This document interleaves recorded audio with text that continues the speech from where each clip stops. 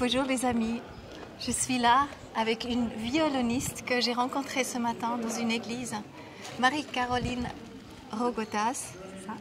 Et franchement, j'aurais pu tomber sur les genoux. C'était d'une beauté absolument inouïe. C'est presque inexprimable. Pour moi, c'était un moment divin. Divin, voilà, on est vers une église. Et c'était aussi vers une église. Et en fait, je me suis aperçue seulement après, parce que oh là là, j'espère que le son il passe, mais je me suis seulement rendu compte après, c'est fou, il y avait un buste et une robe magnifique, en bleu et en blanc. Et à côté, encore une autre belle robe. Et après, il y avait plein de petites statues avec du fer comme ça. Et après, on est venu à discuter ensemble. Et là, j'ai su pourquoi elle est ici, qu'est-ce qu'elle fait ici, à la Braille-sur-Roya. Et là, Marie-Caroline, je te laisse volontiers expliquer un petit peu ce que tu fais et ce que tu fais ici. Oui. Déjà, merci pour tous ces jolis mots, parce que si je suis ici, c'est justement, c'était pour ça. Alors moi, je ne suis pas de la vallée, mais ma famille habite un petit peu plus haut, à Saorge. Et évidemment, quand ce festival a été remis en place, parce qu'il existait déjà, mais Donc on parle d'un festival qui a lieu ici pendant une semaine, c'est ça? Alors c'était 2 week-ends. 2 week-ends, voilà. D'accord. Et en fait, il existait déjà, mais avec une petite version. Et cette année, avec plus d'associations qui l'ont repris en main, dont celui de l'association Question de Cœur de mon amie Anne Dor. C'est donc elle qui m'a invitée à venir sur ce festival des Voix et des Merveilles. Et je voulais absolument faire quelque chose, vraiment, en tant qu'artiste, pour Braille et ce qui s'est passé à cause de la tempête Alex. Et donc, qui a eu lieu quand? Qui a eu lieu en octobre l'année dernière, donc voilà. 2020. Voilà. Et qui a vraiment descendu la moitié presque de la vallée, quoi. C'était juste ah oui, un désastre total. Ça a dévasté le village de Braille, ça a eu un gros impact, ça a aussi abîmé beaucoup les villages au-dessus, qui ont été aussi très impactés du fait qu'il n'y avait plus d'eau, plus d'électricité pour tout le monde. Mais Braille a été très abîmé, évidemment. Et en plus du choc, évidemment, émotionnel, psychologique et tout le reste. Et alors moi, j'ai une double casquette, c'est-à-dire que je suis musicienne, donc violoniste, mais je suis aussi plasticienne. Je fais de l'art plastique. Et dans mon travail d'art plastique, je fais souvent ce que j'appelle des collectes d'émotions. Donc c'est ce que j'ai voulu faire au départ ici, et j'ai dit mais je vais créer des boîtes aux lettres spéciales, donc en forme de cœur, que j'ai installées dans le village 2 semaines avant le festival, et j'ai demandé aux gens qu'est-ce qu'ils avaient sur le cœur à propos de cette tempête Alex, qu'ils l'aient vécu en direct, ou qu'ils l'aient vécu en voyant les images à la télé, ou qu'ils en aient vécu une autre ailleurs mais qui ressemble à la même chose, enfin voilà, tout ce qu'ils avaient sur le cœur. Donc j'avais préparé des petits papiers en forme de cœur. Pendant ce temps, j'ai fait une fresque qui représentait symboliquement la vallée de la Roya. Et au moment du festival, j'ai proposé un atelier d'art plastique avec des déchets, en partant de l'idée que ces déchaînements climatiques terribles, qui ont lieu partout dans le monde, c'est un petit peu comme si la nature nous renvoyait sur la tête ce qu'on lui inflige, et notamment le fait de la prendre pour une poubelle. Et je me suis dit, on va symboliquement faire des rideaux de pluie en déchets.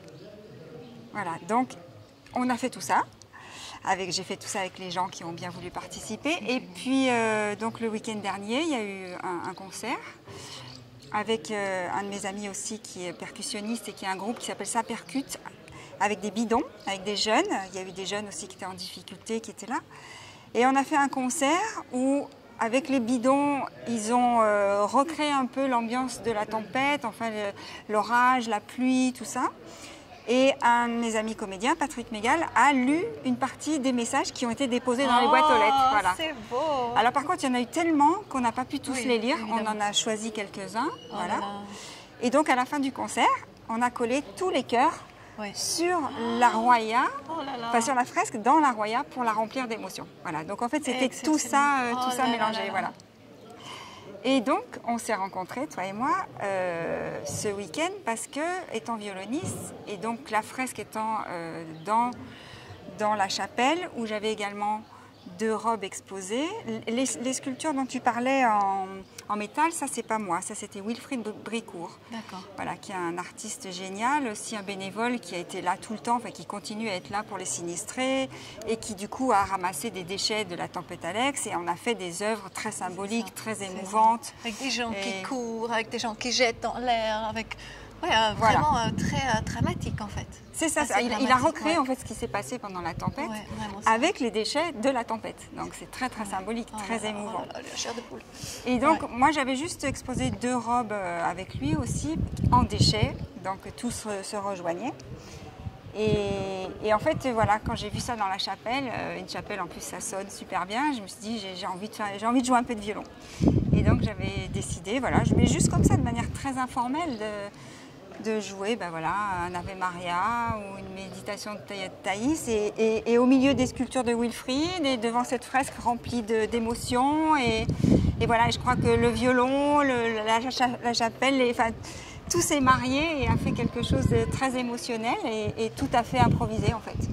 Donc ce matin quand j'y arrivais, effectivement, elle était seule. Hein, c'était quelque part, c'est pour nous que tu as produit.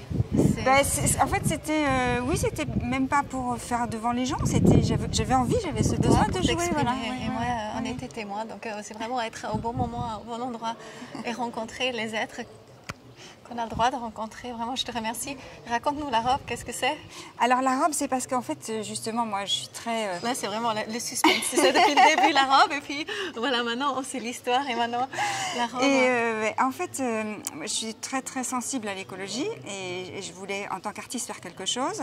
Donc j'ai créé une association qui s'appelle New Planet, et avec cette association, je crée des événements artistiques en lien avec l'écologie. Et un des événements artistiques, c'est un défilé de mode, où les 13 robes sont en déchets. Voilà, des déchets qui sont problématiques pour la planète. Et donc, les 2 robes qui étaient exposées là en font partie.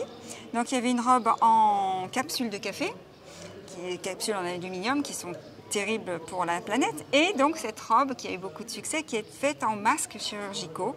550 masques chirurgicaux, les masques bleus là, que tout le monde a en ce moment et qui sont une véritable catastrophe quand ils sont jetés par terre.